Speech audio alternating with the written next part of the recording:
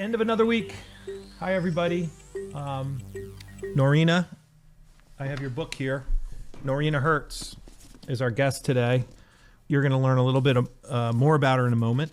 We're honored to have her and her latest work. It's interesting because a lot of your work is very topical for us. Your latest work in particular is super topical for us, so we're really glad to have you here. I mean, your title is The Lonely Century. We've been talking about loneliness and isolation and community and all these other things because we care a lot about it. It's sort of the nature of who we are. So it's great that you're here. And as you'll see, I think from Yes or BS, your other books are very topical to the things we talk about as well. So that'll be interesting. But of course, there is a lot of stuff going on in the world right now that is critical. So I'll give just a couple outlines. One of the things is that they've reached a power sharing agreement in the Senate. I don't know, RP, if you think there's any one important thing of note there, but this was kind of inevitable. And if you're unaware, it's a 50-50 split in the Senate, but because the vice president is on the left or a Democrat, Democrats have some power, but nonetheless being 50-50, they have to come to an agreement, and they have. Anything key there, RP? I think it shows the role of moderate Democrats like Senator Manchin and others who are the ones, for people on the right who are screaming that the Democrats are pushing forward a big agenda, too many executive orders, 17 in a day. There's people like Senator Manchin from West Virginia and others who are, giving very real reason to not for that group to not be too concerned about a move too far in that direction. But I think it's yet another example of, precedented behavior, as we talked about before, and politics as usual, and that, the people who are very concerned that, fell for this story that Biden was a socialist and all this silliness, like they needn't be concerned. And I think this is just another example of it. Under the heading of precedent, we just signed a 5-year extension of the START Treaty. Secretary of State Blinken, this is one of his first acts. Like, just reading that headline, I thought, oh, that sounds nice. Like, I don't know if it is nice because I don't know the details there, but it did make me feel like, oh, we're back in precedented times, and it feels good. Is that fair? Arms control treaties are good treaties in general. No big complaints about those. So I would sign up for that one and, get that done in their first 2 weeks in office. I think extremely highly of Tony Blinken, Secretary Blinken, and what a great thing for him to get done. And of course, the counterparty in this instance was Russia. So it's nice to begin to figure out some ways we can cooperate with them, as the three legs of the stool of confront, compete, cooperate. It's good to find some things to cooperate on. So that's positive. Okay. And then another one, RP, is Suu Kyi. She has been accused of illegally importing walkie-talkies. High crimes and misdemeanors. Yeah. Aung San Suu Kyi what do you know about Myanmar. that? It's funny when I go to Myanmar in places like that, I like to actually bring high-powered walkie-talkies for my team so we can stay in touch with each other. But it is against the law in these places. It's obviously a very silly thing to charge the head of the government with.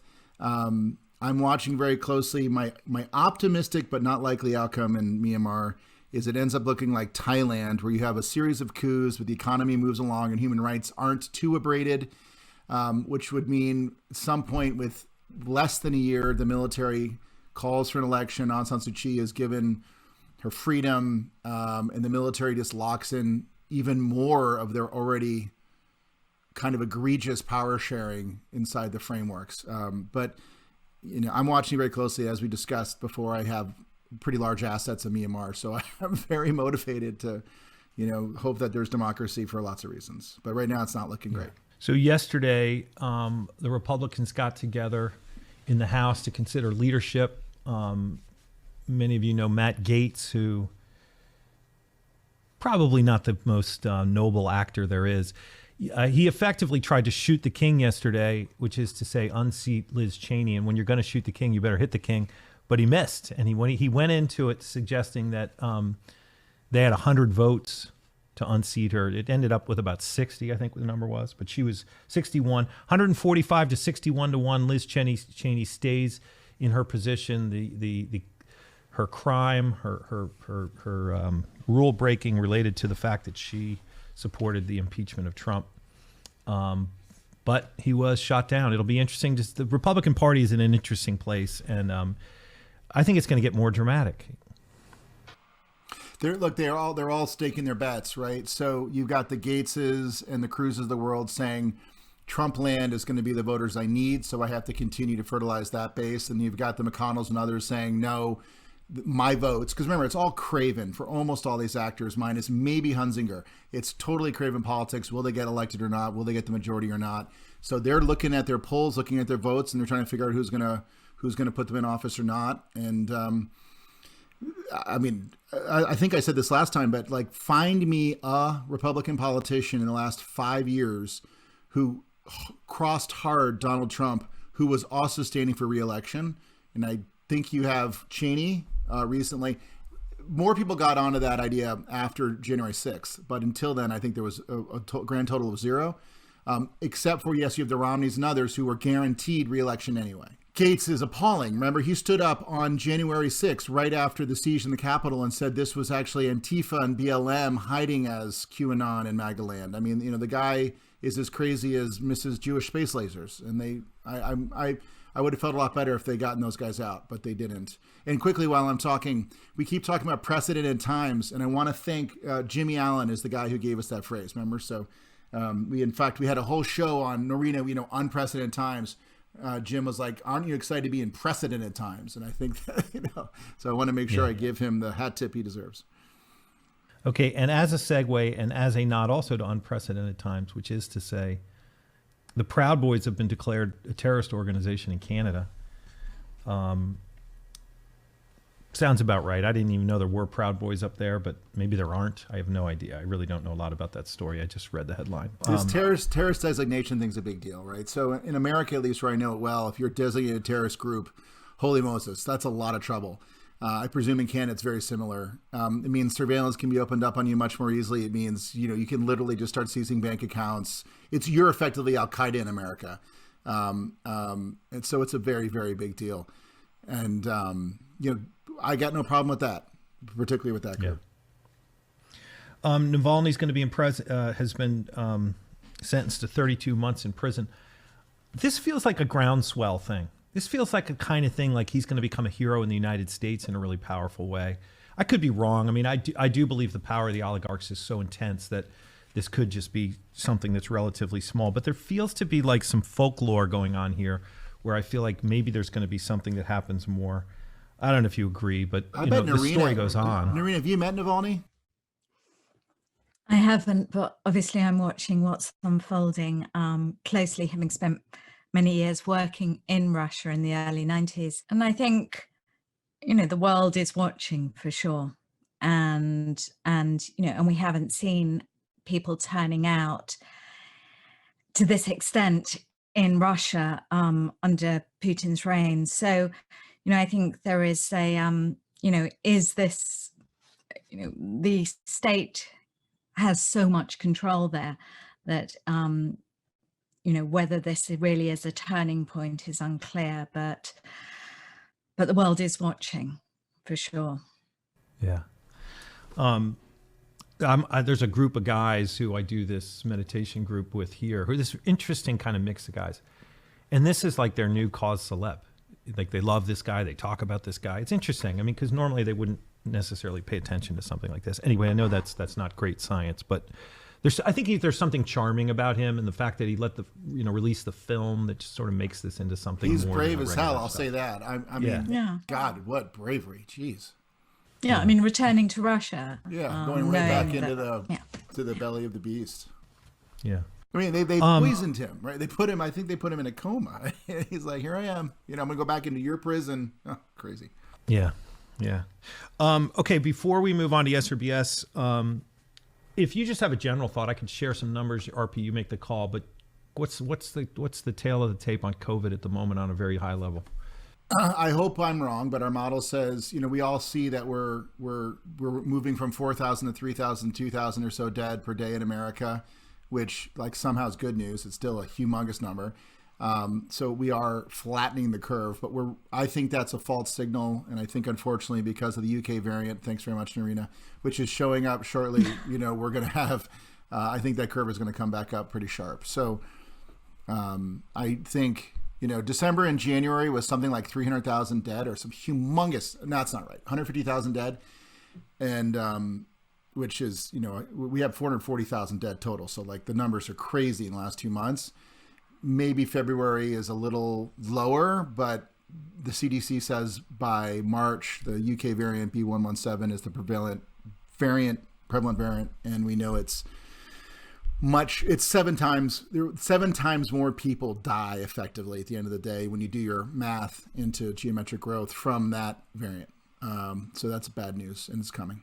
So before I switch, I'm going to show you guys something that I may or may not make the tape when the show goes on air. But I've found that these little moments are helpful in conversation, and we're about to get into a conversation. So I thought let's just observe something that's interesting, and I think it just takes you to a place that maybe will be helpful to our conversation. And I'll just say that the setting is inside the bowels of the Capitol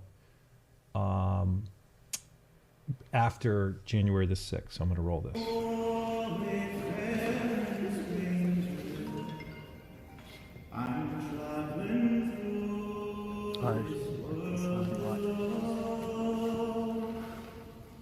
But there's no sickness, toil, nor danger in that bright land. Wherever I go,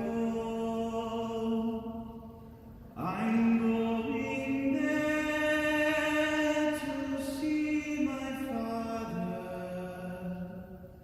I'm going there no more to roam. I'm only going over Jordan. I'm only going over home.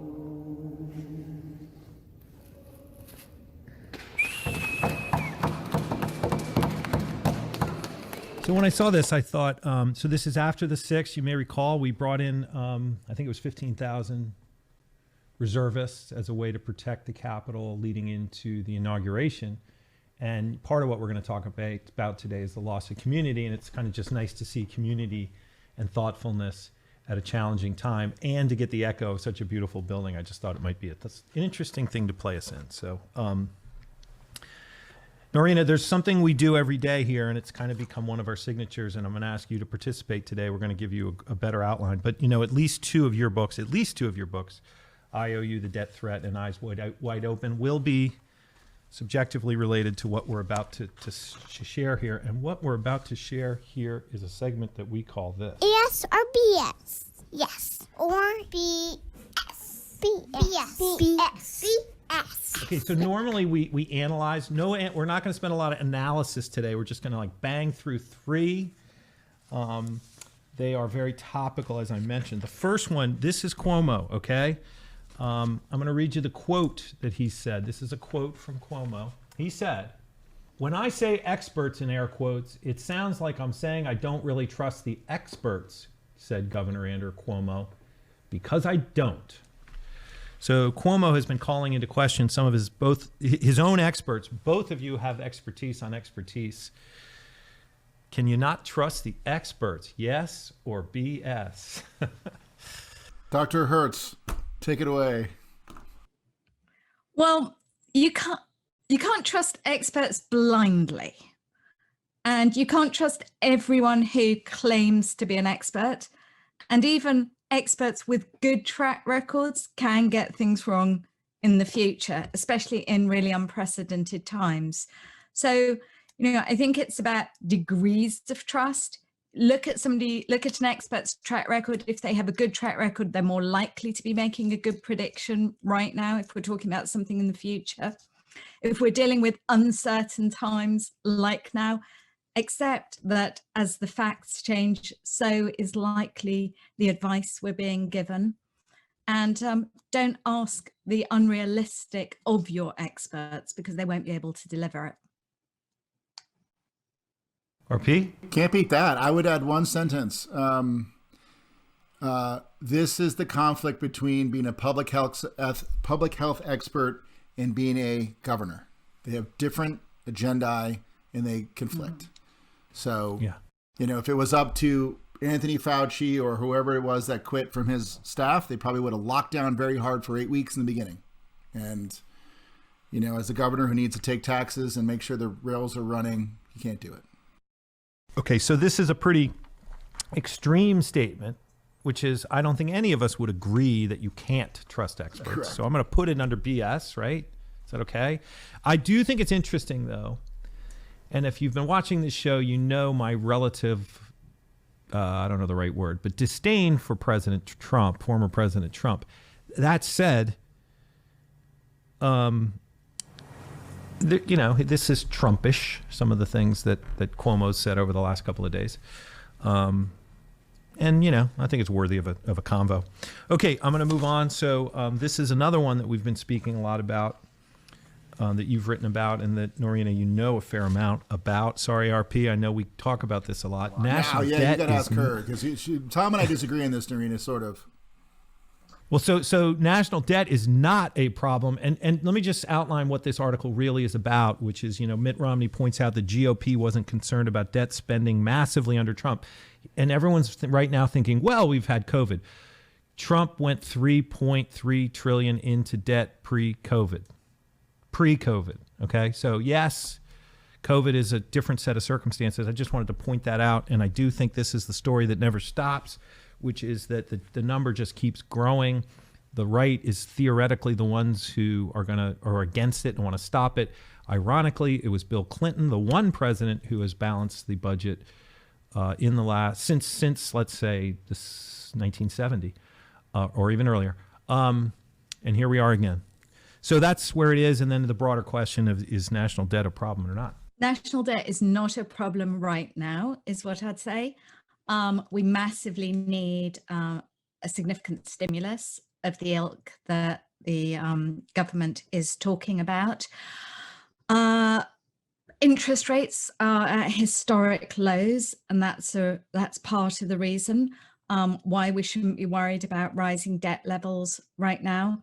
But also, there is so much that needs to be done, so much investment that's needed, investment in public health, investment in job creation, investment in community and in replenishing and rebuilding our communities. And that is going to take money, and debt is definitely needs to be part of the solution. Even the IMF, which historically, was all about austerity and really against running up levels of debt, has done a complete U-turn on this issue and is saying very clearly that this is the time to spend. And I'm with the IMF on this. Yeah. Well, so I'm going to put this in yes, okay, because I know both of you support that, and I'm okay with that. I want to make one point, which I think I talked to a guy named David Smick the other day. He directed a film called Red, White, and Strife, I think, or Flags and Strife. I'm going to blow that, and I apologize. Stars and Strife. There you go, Stars and Strife. And it's about the division in America, and we got on this topic. It's a film he made with Barry Levinson. I haven't seen it yet. I'm going to watch it, and I will watch it. But we were getting into the conversation on debt and the relationship between some of the questions of division. And one of the things that he brought up is, economically speaking, he's okay with the debt. Politically speaking, it makes him anxious because he does believe that Russia and China are making progress in the United States in creating divisions. And if the divisions get so great such that we actually start to break down as a culture, the debt will become a far bigger problem than it is now, based on the political facts on the ground as opposed to the economic facts on the ground. Obviously, those two things are related. But I just wanted to bring it up. I mean, it's something, for me, it's always something that instinctively, whatever the right word is, doesn't sit well with me. And as I said to RP, one of the problems with no fear in borrowing is ease of spending improperly. And that's the part that probably scares me the most. I have read and heard you speak on community investment as an example. I love that idea. I love some of these ideas. So I'm sticking with yes. I just wanted to give a qualifier to that. I'm just excited that a world famous economist now on air agrees with me, Tom. Thank you. Okay. Last one before we shift here. Are we headed into Super Spreader Sunday, aka the Super Bowl? How do we feel about this? Now, just RP. you need to. Okay, well, you need to explain to me. So, is the issue here that lots of people are going to physically converge and congregate in order to watch it together? Yes, I would have that, to. and 35,000 people are going to go to the stadium. Oh, Yes, they're all of actually. that. Oh, I see Yeah. it. There's the stadium. I'm not. Do they have some safety protocols for the stadium? Right. I think they're vaccinated first responders and stuff. Isn't that right? Yeah, largely yes. But is this the next? Is it Thanksgiving, Christmas, and now Super Bowl? I know. I had a Super Bowl party like probably 11 years ago, and everyone got sick from the guacamole. So I can tell you it can happen.